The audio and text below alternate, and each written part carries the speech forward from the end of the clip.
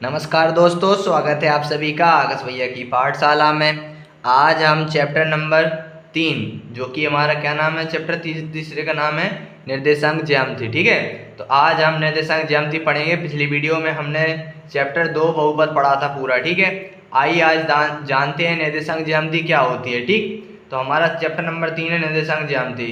तो जान लेते हैं कि निर्देशांक ज्यामिति क्या होती है। ठीक है, आज हम इस वीडियो में जानेंगे कि निर्देशांक ज्यामिति क्या होती है, कैसे बनती है, और ऐसे हम निर्देशांक ज्यामिति के जितने भी बेसिक कॉन्सेप्ट होंगे आज हम उन सभी को जान लेते हैं। ठीक है, आइए जानते हैं निर्देशांक ज्यामिति का क्या अर्थ होता है। ठीक है, तो हम जानते हैं निर्देशांक ज्यामिति का अर्थ क्या होता है, आइए सीखते हैं।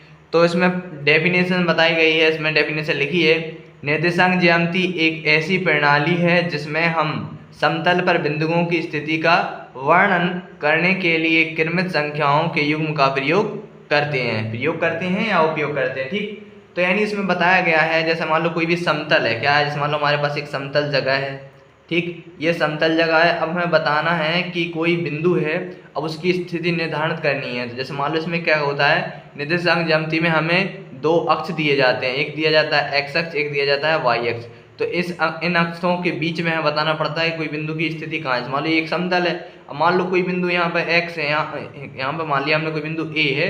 अब ये बिंदु यहाँ पर उपस्थित है, तो हम इसे कैसे निर्धारण करेंगे कि कहाँ पर है। तो इसे कहते हैं भुज कॉमा कोटि, यानी x comma y, x dash comma y dash बोलते हैं। तो इस ये जो अक्ष होते हैं x और y, इन दोनों के बीच में जो यानी a वाला जो x अक्ष होता है, y अक्ष होता है, इनके बीच में जो हमारे बिंदु होते हैं या संख्या होती हैं, तो उनको क्या उनकी स्थिति का जो वर्णन करते हैं वो क्या कहलाता है, हमारा निर्देशांक ज्यामिति। ठीक है, तो आइए इसके बेसिक कॉन्सेप्ट जान लेते हैं।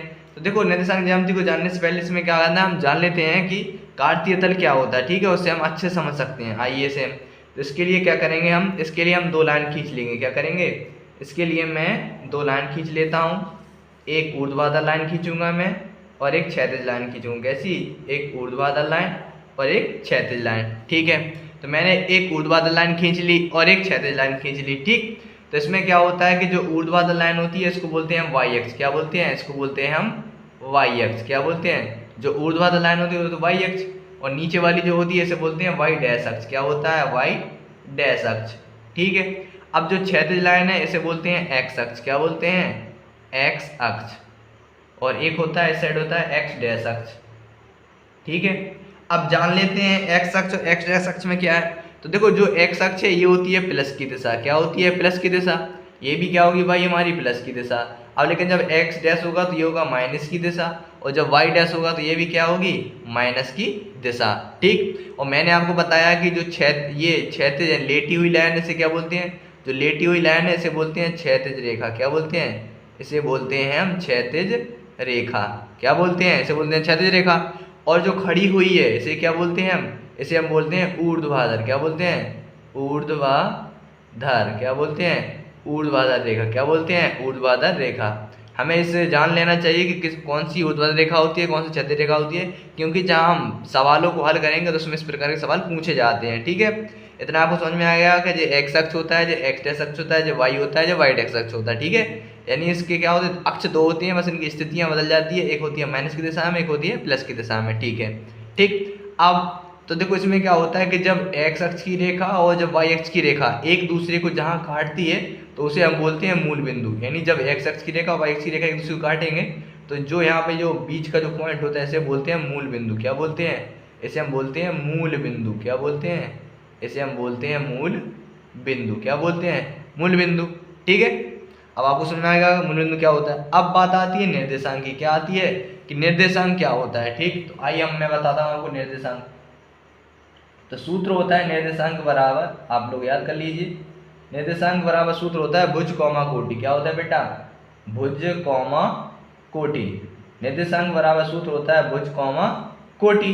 अब जो भुज होता है, भुज चलता है एक्स अक्ष पर। किस पर चलता है, जो भुज होता है वो चलता है एक्स अक्ष पर। किस पर चलता है, एक्स अक्ष पर, कॉमा, और जो कोटि होती है वो चलती है हमारी वाई अक्ष पर। किस पर चलती है, वाई अक्ष पर। ठीक है, तो आपको समझ में आ गया कि जो निर्देशांक होता है, निर्देशांक सूत्र होता है भुज कॉमा कोटि। भुज चलती है एक्स अक्ष पर, कोटि चलेगी हमेशा वाई अक्ष पर। ठीक, तो अब जो मूल बिंदु होते हैं, तो यदि हम बात करें कि मूल बिंदु के निर्देशांक बताइए, तो मूल बिंदु के निर्देशांक होते हैं बेटा 0, जीरो। अब देखो मूल बिंदु की निर्देशांक 0,0 कैसे है, जैसे मान लो कोई बिंदु हमारे यहाँ पे है, अब ये ना तो एक्स अक्ष पे गया और ना ही वाई अक्ष पे गया। अब जब ना एक्स पे जा रहा ना वाई पे जा रहा, कहीं नहीं जा रहा, तो कहाँ है, अपनी उदासीन दिशा में है, नहीं अकेला कहीं नहीं जा रहा। जब कहीं नहीं जा रहा तो क्या होगा, 0,0, ना ही एक्स अक्ष पे चला और ना ही वाई अक्ष पे चला। ठीक है, तो समझ में आ गया होगा। अब जैसे मान लो हमने कह दिया कि कोई बिंदु है जो कि यहाँ पर, जैसे मान लो मैंने बी ले लिया बिंदु। अब बी बिंदु ले लिया, उसके हमने निर्देशांक दे दे यहाँ पे। जैसे मान लो यहाँ पे ये हमारी ये लाइन है, क्या है, आपने संख्या रेखा पढ़ी होगी संख्या 6 में, तो ये संख्या रेखा है हमारी। ठीक है, ये वाई अक्ष पे है, ये यहाँ पे मान लिया 1 2 3 4 5। ठीक, ऐसे 1 2 3 4 माइनस में इस साइड, और इस साइड 1 2 3। हमने बोल दिया इस साइड हमारा कोई बिंदु बी है। अब जैसे मान लो इसकी निर्देशांक दे रहा 3, इसकी दे रहा -3,2 दे रहा है। जैसे मान लो -3,2 दे रहा है, तो यानी -3 कहाँ है, यहाँ है, और 2 क्या है, यहाँ है। तो इस बिंदु की स्थिति इस प्रकार होगी, इस प्रकार यहाँ पे क्या होगा, बिंदु बी होगा। ठीक, मैं और आपको डीपली समझाऊंगा बड़े डायग्राम में, तो आपको समझ में आ जाएगा। तो आपको इतना समझ में आ गया होगा कि एक्स अक्ष क्या होता है, वाई अक्ष क्या होता है। जो खड़ी हुई रेखा होती है उसे ऊर्ध्वाधर रेखा बोलते हैं, जो लेटी होती है उसे क्षैतिज रेखा। और जब जो ऊर्ध्वाधर रेखा और क्षैतिज रेखा एक दूसरे को काटते हैं तो उसे बोलते हैं हम क्या, मूल बिंदु। क्या बोलते हैं, मूल बिंदु। और मूल बिंदु के निर्देशांक क्या होते हैं, 0,0। ठीक है, इतना आपको समझ में आ गया। अब एक चीज़ और समझिए कि जब मैं आपको एक दूसरे डायग्राम में समझा दूंगा तो उससे और आपको समझ में आ गया। मैंने कहा है इतना तो आपको समझ में आ गया कि एक्स अक्ष ऊर्ध्वाधर क्या होते हैं। ठीक, इतना आगे समझ में। अब बात करेंगे एक दूसरे डायग्राम में, आपको बताता हूँ, आपको उसमें और अच्छा समझ में आएगा। मैं दूसरा डायग्राम ले लेता हूँ, देखो इससे आपको समझ में आ जाएगा। तो जैसे मैंने मान लो दूसरा डायग्राम ले रहा हूँ, उसमें आपको समझ में आ गया। इस दूसरे डायग्राम में मैं आप क्या करता हूँ, एक ऊर्ध्वाधर रेखा क्षैतिज रेखा ले लेता हूँ। ठीक है, तो आपको इससे और क्लियर हो जाएगा। आइए अब मैं बताऊंगा चतुर्थांश क्या होते हैं। अभी तक तो हमने जान लिया ऊर्ध्वाधर रेखा क्षैतिज रेखा क्या होती है। अब हम जानते हैं कि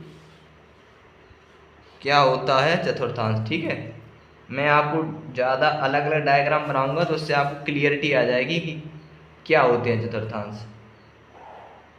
ठीक है, तो इतना तो आपको समझ में आ गया होगा कि यहाँ पे क्या होता है, यहाँ पर होता है हमारा एक्स अक्ष। क्या होता है, एक्स अक्ष। यहाँ पर होता है हमारा एक्स डैश अक्ष। क्या होता है, एक्स डैश अक्ष। और यहाँ पर होता है हमारा वाई अक्ष। क्या होता है, वाई अक्ष। और नीचे की ओर क्या होता है, वाई डैश अक्ष। क्या होता है, वाई डैश अक्ष। अब डैश अक्ष का मतलब क्या होता है, माइनस की दिशा, और एक्स अक्ष मतलब प्लस की दिशा।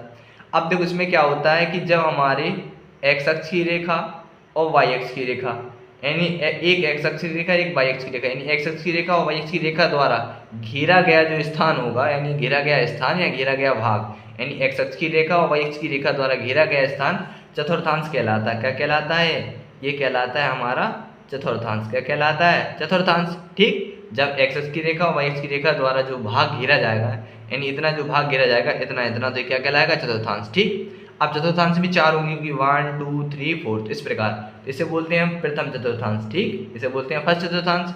इस साइड आएंगे तो ये होता है हमारा द्वितीय चतुर्थांश। क्या होता है, इसे बोलेंगे द्वितीय चतुर्थांश, द्वितीय चतुर्थांश या सेकंड चतुर्थांश। ठीक, तो और इस साइड आएंगे तो इसे बोलेंगे तृतीय चतुर्थांश। क्या बोलेंगे, इसे बोलेंगे तृतीय चतुर्थांश। क्या बोलेंगे, तृतीय चतुर्थांश। और यहाँ पर जो आएगा इसे बोलेंगे फोर्थ चतुर्थांश या चतुर्थ चतुर्थांश, इसे बोले चौथा चतुर्थांश। ठीक है, अब जो चतुर्थांश होते हैं, ठीक, अब जो चतुर्थांश होते हैं तो इनके भी प्लस माइनस के चिन्ह होंगे। ठीक, तो देखो मैंने आपको बताया है कि जो एक्स अक्ष की रेखा, एक्स अक्ष होता है ये होता है प्लस की दिशा में। ठीक, और जो एक्स डैश होता है ये होता है माइनस की दिशा में, और जो वाई अक्ष होता है ये होता है प्लस की दिशा में, और जो वाई डैश होता है ये होता है माइनस की दिशा में। ठीक है, आइए जानते हैं। तो मैंने आपको बता चुका हूँ कि जब निर्देशांक निकालते हैं तो क्या होता है, भुज कौमा कोटि। जैसे मान लो हमें बताना है कि जो हमारा प्रथम चतुर्थांश है तो प्रथम चतुर्थांश के चिन्ह क्या क्या होंगे। तो पहले क्या होता है, भुज कौमा कोटि, यानी पहले चलेगा एक्स अक्ष पे फिर चलेगा वाई अक्ष पे। तो इसके जो प्रथम चतुर्थांश होते हैं इसके चिन्ह होते हैं प्लस कॉमा प्लस। ठीक, जब प्लस कॉमा प्लस आएगा तो वो बिंदु किसमें होगा, प्रथम चतुर्थांश में होगा। अब कैसे होगा कि देखो पहले एक्स अक्ष पे गया प्लस में, और फिर वाई अक्ष पे गया प्लस में। अब आइए द्वितीय चतुर्थांश। तो द्वितीय चतुर्थांश में मैंने आपको बताया पहला भुज कौमा कोटि। तो भुज क्या है हमारी, भुज होती है एक्स अक्ष पे, तो भुज एक्स अक्ष पे कितना जाएगा, माइनस के, तो पहले आएगा हमारा माइनस। ठीक, अब कोटि आएगी वाई एक्स पे कितने में है, प्लस में, तो क्या आएगा माइनस प्लस, ये होगा द्वितीय चतुर्थांश। अब तृतीय में आएंगे, देखो हम पहले देखेंगे एक्स अक्ष पे माइनस में, तो क्या आएगा माइनस कॉमा। इसके बाद जो वाई डैश क्या है, ये भी माइनस में, तो यहाँ पे क्या आएगा माइनस, यानी जब माइनस माइनस होगा तो वह बिंदु किस में होगा, तृतीय चतुर्थांश में। अब आ जाइए चौथे में। चौथे में क्या कह रहे हैं, पहले होगा एक्स अक्ष फिर होगा वाई डैश अक्ष। तो एक्स अक्ष क्या होगा प्लस और फिर क्या होगा माइनस। तो जब बिंदु के निर्देशांक माइनस कॉमा प्लस में होंगे, किसमें होंगे प्लस कॉमा माइनस में होंगे, तो वह चौथे चतुर्थांश में होगा। बिंदु कहाँ पर होगा, तो वह जो बिंदु होगा वो चौथे चतुर्थांश में होगा। ठीक है, तो आपको समझ में आ गया।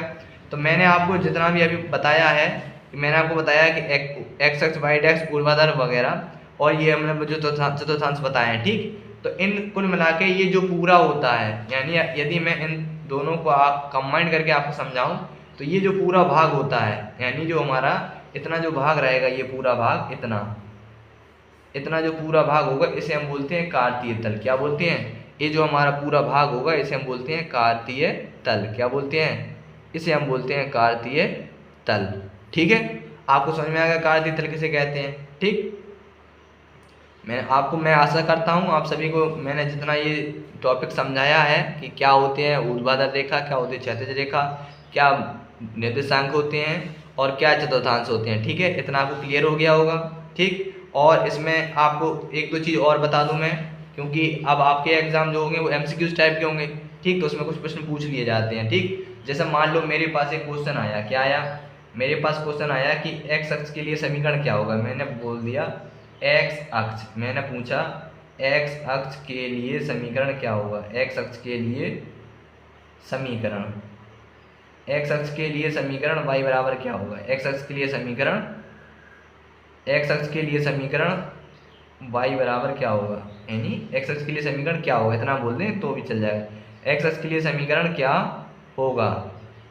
ठीक, तो यदि ऐसा पूछा जाए कि एक्स अक्ष के लिए समीकरण क्या होगा, तो आज का आंसर या सॉल्व आंसर लिखेंगे, इसका होता है y बराबर 0। क्या होता है, y बराबर 0। अब कैसे, उन्होंने ये कहा है कि एक्स अक्ष के लिए समीकरण क्या होगा, यानी एक्स अक्ष की तो बात कर रहे हैं, यानी कोई बिंदु है वो सिर्फ एक्स अक्ष की दिशा पर है, यानी एक्स अक्ष पर ही स्थित है, वाई अक्ष पर नहीं जा रहा है। तो जब भी एक्स अक्ष के लिए समीकरण पूछा जाए तो y बराबर 0 होता है, और जब वाई अक्ष के लिए समीकरण पूछा जाएगा इसके लिए, और जब वाई अक्ष के लिए समीकरण क्या, जब बात की जाए वाई अक्ष के लिए समीकरण, किसकी बात करेंगे, हम करेंगे वाई अक्ष के लिए समीकरण। मैंने लिख दिया वाई अक्ष के लिए समीकरण क्या होगा। क्या लिखा, मैंने लिखा कि वाई अक्ष के लिए समीकरण क्या होगा।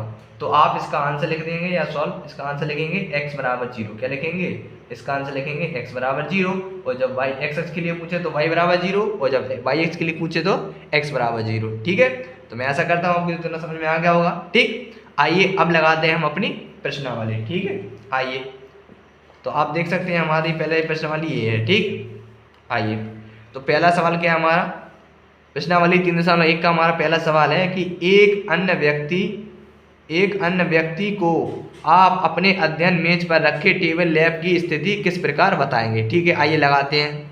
जो हमारी प्रश्नावली 3.1 है, इसका पहला सवाल मैंने लिख लिया है। ठीक, तो पहले सवाल में क्या कहा गया है, पहले सवाल में कहा गया है कि एक अन्य व्यक्ति को आप अपने अध्ययन मेज पर रखे टेबल लैंप की स्थिति किस तरह बताएंगे। ठीक है, तो जैसे मान लो हम जिस पर पढ़ रहे हैं, अध्ययन स्टडी मतलब जिस पर हम पढ़ाई करते हैं, जैसे मान लिया मेरे पास एक टेबल है। ठीक है, अब इस टेबल में मेरी एक लैंप रखी है। क्या रखी है, इस पर मेरी एक लैंप रखी। अब ये लैंप रखी है, जैसे मान लो मेरे पास एक फ्रेंड आ गया, कोई आ गया, मुझे पता नहीं ये जो लैंप है इसकी स्थिति क्या है, कहाँ पर रखी है। ठीक, तो इसके लिए क्या करना पड़ेगा, इसके लिए हमें इसकी एक ऊर्ध्वाधर एक क्षैतिज पे मानना पड़ेगा। ठीक, कोर माननी पड़ेगी। जैसे मान लो मैंने इसकी पहली कोर मान ली, क्या मान ली, ये वाली जो पहली कोर है, इस कोर को मान लिया मैंने एक्स अक्ष। ये क्या मान लिया, इसको मैंने मान लिया एक्स अक्ष, इस कोर को मान लिया एक्स अक्ष, और इस कोर को मैंने क्या मान लिया, इस कोर को मैंने मान लिया वाई अक्ष। ठीक है, अब जैसे मान लो इसकी कोई दूरी भी माननी पड़ेगी, तो मैं क्या कर रहा हूँ, यहाँ से यहाँ तक की मैं इसकी दूरी मान लेता हूँ लगभग। जैसे मान लो उत्तरमाला में कुछ अलग ही आंसर आएगा, आप चाहें तो आप जो कुछ मैंने मान लिया कि यहाँ से इसकी दूरी है लगभग, मैंने मान लिया इसकी 20 सेंटीमीटर है। क्या है, सॉरी 30। मैंने मान लिया कि इसकी दूरी यहाँ से लेके यहाँ तक की 30 सेंटीमीटर है। कहाँ तक की, यहाँ तक की 30 सेंटीमीटर है। और यहाँ से यहाँ इसको हम यहाँ पे नापेंगे इसकी ओर, ऊपर की ओर, तो मैंने मान लिया कि यहाँ से इसकी दूरी है 20 सेंटीमीटर। कितनी है, मैंने मान लिया इसकी यहाँ तक की दूरी है 20 सेंटीमीटर, यहाँ तक की मैंने मान ली 30 सेंटीमीटर। ठीक, तो मुझे बतानी है, तो हम यहाँ पर लिखेंगे लैंप की स्थिति। आप उत्तर में लिख देंगे, यहाँ लिखेंगे लैंप की स्थिति। क्या लिखेंगे, लैंप की स्थिति। लैंप की स्थिति बराबर, लैंप की स्थिति बोलेंगे या लैंप के निर्देशांक। ठीक, स्थिति या निर्देशांक बात बराबर होती है। हम निर्देशांक लिखते हैं यहाँ स्थिति, यानी उसकी किस पोजीशन पर है। तो मैंने मान लिया कि जो लैंप की स्थिति है मैंने मान ली यहाँ से, तो एक्स अक्ष पे क्या होता है, भुज कोमा 40, तो भुज चलती है एक्स अक्ष पे, तो एक्स अक्ष पर कितना माना मैंने, माना यहाँ से 30 सेंटीमीटर दूरी पर, और यहाँ ऊंचाई कितनी दूरी पर, दूरी कितनी ऊपर की ओर कितनी है 20 सेंटीमीटर। तो इसकी निर्देशांक क्या निकलेंगे 30,20, 30,20। या आप चाहें तो आप और भी, जैसे मान लो आप चाहें तो 3,2 भी मान सकते हैं। जैसे मान लो मैंने यहाँ पे 30 माना तो यहाँ 20 माना। आप चाहें तो एक काम कीजिए, यहाँ पे 20 मान लीजिए, यहाँ पे 30 मान लीजिए, ठीक है। तो कुछ भी मान सकते हैं। और आप चाहें कि यहाँ से यहाँ तक की दूरी मतलब आपने जैसे मान लिया, मैंने मान लिया कि यहाँ तक की दूरी x है, क्या मान ली मैंने x मान ली, यहाँ तक की मैंने दूरी मान ली y, तो आप इसे x, y भी लिख सकते हैं, ठीक है। इतना ही लिख देंगे तो बस इतना ही क्या हो जाएगा हमारा आंसर। यानी हमें सिर्फ इतना बताना था कि जो हमारी टेबल है, तो टेबल पे जो लैंप रखी है वो यानी किस पोजीशन में, यानी ऊपर की ओर ज़्यादा है या नीचे की ओर ज़्यादा है, कहाँ है, तो हमें नहीं पता कहाँ है। हम जस्ट एक एग्जाम्पल के तौर पर मान लेते हैं, मान लो कोई भी टेबल है तो उसकी कुछ लंबाई चौड़ाई होगी कि नहीं होगी, तो जिसकी जो चौड़ाई होती है, चौड़ाई को हमने मान लिया x अक्ष, और इसकी जो लंबाई उसको मान लिया हमने x अक्ष। प्रश्नावली का मैंने दूसरा सवाल लिख लिया है, ठीक है। आपको लग रहा हो कि क्वेश्चन बहुत सारा बड़ा है, लेकिन ये बस इसकी थोड़ी सी डेफिनेशन है, इसकी लैंग्वेज जो है वो बड़ी है, लेकिन सवाल बहुत ही छोटा है, ठीक है। आइए हम पढ़ते हैं। पहला सवाल क्या है। सवाल में कहा गया है कि एक सड़क योजना है। सड़क योजना एक नगर में दो मुख्य सड़कें हैं, ठीक। एक सड़क योजना है जिसमें दो मुख्य सड़कें हैं जो नगर के केंद्र पर मिलती हैं, ठीक है। ये दो सड़कें उत्तर दक्षिण की दिशा में, पूर्व पश्चिम की दिशा में है। नगर की अन्य सभी सड़कें इन मुख्य सड़कों की ऐसी हैं, परस्पर समांतर है, ठीक है, 200 मीटर की दूरी पर है। प्रत्येक दिशा में लगभग 5 सड़कें हैं, ठीक है, यानी प्रत्येक दिशा 5 सड़कें हैं। 1 सेंटीमीटर बराबर 200 मीटर का पैमाना लेकर अपनी नोटबुक में नगर का एक क्या बनाना है, मॉडल बनाइए, ठीक है। सड़कों को एकल रेखाओं से निरूपित करना है, हमें एक एक रेखा के द्वारा बताना है। और सेकंड पार्ट में क्या कहा गया है, सेकंड पार्ट में उन्होंने बोला है कि आपके मॉडल में एक दूसरे को काटती हुई अनेक क्रॉस स्ट्रीट यानी चौराहे हो सकते हैं। एक विशेष क्रॉस स्ट्रीट 2 सड़कों से बनी है, ठीक है, जिनमें से एक उत्तर दक्षिण में दिशा में जाती है और दूसरी पूर्व पश्चिम की दिशा में। प्रत्येक क्रॉस स्ट्रीट का निर्देशन इस प्रकार किया जाता है। यदि दूसरी सड़क उत्तर दक्षिण दिशा में जाती है और पांचवी सड़क पूर्व पश्चिम की दिशा में जाती है, एक क्रॉसिंग पर मिलती है, तब हम इसे क्रॉस स्ट्रीट 2,5 कहेंगे। इसी परंपरा से आप यह ज्ञात कीजिए कि कितनी क्रॉस स्ट्रीट 4,3 माना जा सकता है और स्ट्रीटों को 3,4, ठीक है। बहुत ही सरल सवाल है, आइए हम लगाते हैं। देखो इसमें क्या कहा गया है, इसमें कहा गया है कि हमारे पास क्या है, दो मुख्य सड़कें हैं, क्या है, 2 मुख्य सड़कें हैं। जैसे मान लो मैंने एक सड़क ये मान ली, ठीक है, एक सड़क मैंने ये मान ली, ठीक है। आइए मैं बताऊं, मैंने एक सड़क ये मान ली और दूसरी सड़क में इस प्रकार ये मानना है, इसमें यहाँ पे दूसरी सड़क मैंने इसमें ये मान ली, ठीक है। अब एक चीज ध्यान रखना है, इनमें कहा गया है कि सेंटीमीटर लेना है, ठीक है। तो जैसे मान लो मैं यहाँ पे ले लेता हूँ, जैसे मैंने मान लो यहाँ से ले लिया, इसको मैं मान लेता हूँ 12 सेंटीमीटर। जैसे मान लो मैं यहाँ से ले लिया ऐसा 12 सेंटीमीटर इसका ले लिया, तो उन्होंने कहा है कि 1 सेंटीमीटर बराबर लेना है। ऐसे ही मैं इस साइड ले लेता हूँ, मैंने यहाँ पे ले लिया 13 सेंटीमीटर। कितना ले लिया, 13 सेंटीमीटर, ठीक। हमारे पास क्या है, 2 मुख्य सड़कें कितनी है, एक सड़क तो ये हो गई है, एक सड़क ये हो गई है। अब उनने कहा है कि पूरब से पश्चिम, तो यहाँ मैं मान लेता हूँ पूरब, यहाँ मैं मान लेता हूँ पश्चिम, क्या मान लेता हूँ, पूरब पश्चिम, और उत्तर दक्षिण, क्या उत्तर दक्षिण, क्या मान लिया, पूरब पश्चिम उत्तर दक्षिण, ठीक। तो अब देखो जो 4 दिशाएं हैं, हमें ये भी पता है कि इसे हम बोलते हैं एक्स अक्ष, क्या बोलते हैं, इसे हम बोलते हैं एक्स अक्ष, इसे हम बोलते हैं वाई अक्ष, क्या बोलते हैं, वाई अक्ष, और इसे क्या बोलते हैं, वाई डैश अक्ष, क्या बोलते हैं, वाई डैश अक्ष, इसे हम बोलते हैं एक्स डैश अक्ष, क्या बोलते हैं, एक्स डैश अक्ष, ठीक है। इतना अब क्लियर हो गया होगा, ठीक है। तो अब इसमें क्या करना है, हमें सड़कें बतानी है। हमने ये कहा है कि जो हमारी प्रत्येक सड़कें हैं, प्रत्येक सड़कों की उस 5 सड़कें हैं, क्या है, देखो उसमें कहा गया है कि 2 मुख्य सड़कें हैं जो नगर के केंद्र पर मिलती हैं। ये 2 सड़कें देखो उत्तर दक्षिण की दिशा में, पूर्व पश्चिम की दिशा में। नगर की अन्य सभी मुख्य सड़कों के परस्पर 200 मीटर की दूरी पर हैं। प्रत्येक दिशा में लगभग 5 सड़कें हैं। कितनी सड़कें हैं, 5। तो देखो इसमें हम क्या करेंगे, इसमें 1-1 सेंटीमीटर है, ठीक। तो मैं यहाँ पे बना लेता हूँ 1-1 सेंटीमीटर पर। जैसे मान लो मैंने यहाँ बना लिया 1-1 सेंटीमीटर पर। देखो मैं आपको बना के बताता हूँ। जैसे मान लो मैंने मान लिया यहाँ पर 1 सेंटीमीटर ये है, ठीक है, 1 सेंटीमीटर एक है हमारा, एक ये है, एक ये है, ठीक है। इसी प्रकार मैं मान लेता हूँ, एक ये है, एक ये है, एक ये है और एक ये है, ठीक है। तो मैंने मान ली मेरी 5 सड़कें हैं, 5 मुख्य सड़कें, तो मेरी 5 मुख्य सड़कें हैं, ठीक है। तो ये हो गया हमारी क्या, उत्तर से दक्षिण की ओर, एक सड़क मेरी ये हो गई, ठीक है, एक सड़क मार्ग ये ऐसा हो, कितनी सड़क है, 5 है, कितने मार्ग हैं, 5। तो दूसरा ये होगा हमारा, तीसरा ये होगा हमारा, चौथा ये होगा हमारा, पांचवा। कितना होगा, पांचवा, ठीक है, इनमें भी माप है। अब यही सेम यही काम क्या करेंगे हम यहाँ पे करेंगे, इस पर मान लेते हैं, ठीक है, इसमें भी 5 सड़कें, कितनी सड़कें हैं, 5, ठीक। आइए इसके भी हम माप लेते हैं, कितने, ये हो गया हमारी पहली, ये हो गई पहला, दूसरा, तीसरा, चौथा, और ये हमारा हो गया पांचवा। क्या हो गया, पांचवा। अब हो गई हमारी पूरब से पश्चिम की ओर, देखो ये सड़क हो गई हमारी पूरब से किसकी ओर, पश्चिम की ओर। तो एक सड़क हमारी ऐसी बनेगी, कैसी बनेगी,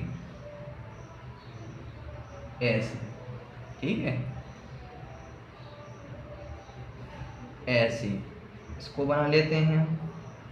अब इसको बनाते हैं, और ये हमारी पांचवी है, पांचवी सड़क ले ली, ठीक है। आप चाहें तो थोड़ा सा बड़ा भी कर सकते हैं, मैंने थोड़ा सा डायग्राम नीचे से बनाना था, आप थोड़ा सा नीचे से बनाना, तो आपका सही बन जाएगा, ठीक है। तो हम चाहें इसका लिख देंगे, इसको क्या लिखेंगे, मार्ग 1, क्या लिख सकते हैं, इसको मार्ग 1 लिख दें, इसको लिख देंगे मार्ग 2, इसको लिख दीजिए आप मार्ग 3, क्या लिख दीजिए, मार्ग 3, इसे आप लिख दीजिए मार्ग 4, इसे आप लिख दीजिए मार्ग 5, कितने लिख दीजिए, 5, ठीक है। अब एक चीज़ ध्यान रखना, ये जो हैं सारे कितनी है, 200 मीटर की दूरी पर है। तो यहाँ पे जैसे मान लो मैंने मान लिया 1, यहाँ पे है 2, यहाँ पे 3, यहाँ पे 4, यहाँ पे 5, ठीक। सेम ऐसा है वाई एक्स पर होगा 1 2 3 4 और ये 5, ठीक है। मैंने यहाँ पे बता दिया कि 1 2 3 4 5 सड़कें होंगी, ठीक। आप चाहें तो यहाँ पे भी लिख देना, इसे लिख सकते हैं हम मार्ग 1, इसे लिख सकते हैं हम मार्ग 2, ठीक है, इसे हम लिख सकते हैं मार्ग 3, इसे लिख सकते हैं हम मार्ग 4, और इसे हम लिख सकते हैं मार्ग 5, ठीक है।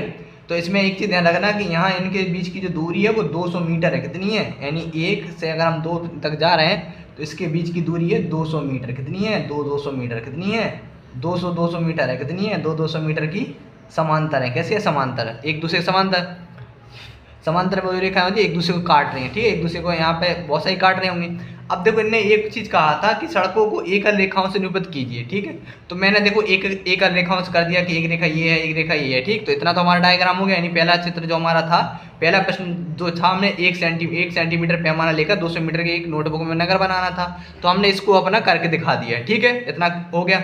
अब जो दूसरा पार्ट था, सेकंड पार्ट में उन्होंने कहा था कि जैसे मान लो हम क्रॉस स्ट्रीट 2,5 कहेंगे, ठीक है, पूरब से पश्चिम की ओर बोला था हमने, पूरब से पश्चिम की ओर। अब पूरब से पश्चिम की ओर 2,5 बोला, तो देखो गौर से हम आपको बताएं, तो 2,5 जा रहे हैं, तो देखो 2,5 कैसे जाएंगे, जैसे मान लो यहाँ पे 2 है, तो 2 कहाँ है, एक्स अक्ष में, यहाँ पे 2,5। अब 5 कहाँ पे, 1 2 3 4 5, 5 इस साइड है कि नहीं है, तो 2,5, 2,5 कहाँ आएगा, यहाँ आएगा 2,5, 5 कहाँ है, यहाँ। तो हम यहाँ पे कहेंगे 2,5, कितना आएगा, 2,5। ये क्या हो गया हमारा, हम एक क्रॉस स्ट्रीट हो गए यहाँ पे 2,5। तो देखो इसमें ये तीनों निर्देशांक जो है तीनों प्लस में है, किसमें, प्लस में। तो ये एक्स अक्ष है, वाई अक्ष, इन दोनों पहले चतुर्थांश में ही आएंगे सारे, ठीक है। जितनी क्रॉस स्ट्रीट है वो सारी प्रथम चतुर्थांश में ही आनी है, ठीक है। अब देखते हैं, हमने कहा था जैसे मान लो हम तब ऐसे क्रॉस स्ट्रीट 2,5 कहेंगे, जब इन्होंने ले लिया था उत्तर दक्षिण दिशा की ओर, हमने चारों दिशा ले लिए। अब उन्हें कहा इसी परंपरा से हमें यह ज्ञात कीजिए कितनी क्रॉस स्ट्रीटों को हम 4,3 मान सकते हैं। तो देखो 4,3 क्रॉस स्ट्रीट की बात की तो 4,3, तो 4 को होता है भुज कोटि, यानी 4 जाएगा एक्स अक्ष पे, 3 जाएगा कोटि पे। तो 4 देखो एक्स अक्ष पे कहाँ पे, ये है, ये हमारा 4 है, कोटि कहाँ है, ये है वाई एक्स पे कोटि। तो 4,3, तो 4,3 कहाँ है, यहाँ आएगा, तो ये आएगा हमारा 4,3, क्या आएगा, ये आएगा हमारा 4,3, एक स्ट्रीट है। अब दूसरी बात क्या है, दूसरी है 3,4, तो 3,4 एक्स अक्ष पे 3 कहाँ है, ये है, 3 ये है, और 4 कहाँ है, सॉरी पहले जाएंगे एक्स अक्ष पे 3, तो एक्स अक्ष पे 3 यहाँ पे, और कोटि कितनी जा रही है, 4, तो कोटि जाएंगे 4 और जे जाएंगे 3, तो जे आएगा यहाँ पे, ये 3 इस वाली लाइन में और 4 इस वाली लाइन में, तो यहाँ पे आ जाएगा। इसे क्या लिखेंगे, हम इसे लिखेंगे 3,4। ये क्या हो गई, हमारी एक क्रॉस स्ट्रीट हो गई। अब उन्होंने ये भी पूछा था कि हमारी कितनी क्रॉस स्ट्रीटें होंगी, ठीक है। तो हम यहाँ पे लिखेंगे अकेली, क्या लिखेंगे, के वाले, क्या लिखेंगे, के वाले। तो यहाँ पे हम आप चाहें तो यहाँ पे आंसर लिख देना, आंसर हम लिख देना कि 3,4 बा 4,3 क्रॉस स्ट्रीट, क्या लिखेंगे, क्रॉस स्ट्रीट, क्या लिखेंगे, क्रॉस स्ट्रीट है क्रॉस स्ट्रीट है, केवल एक एक होंगी, क्या होंगी, केवल एक एक होंगी, क्या होंगी, केवल एक एक होंगी। ठीक है, इतना क्या हो गया हमारा आंसर।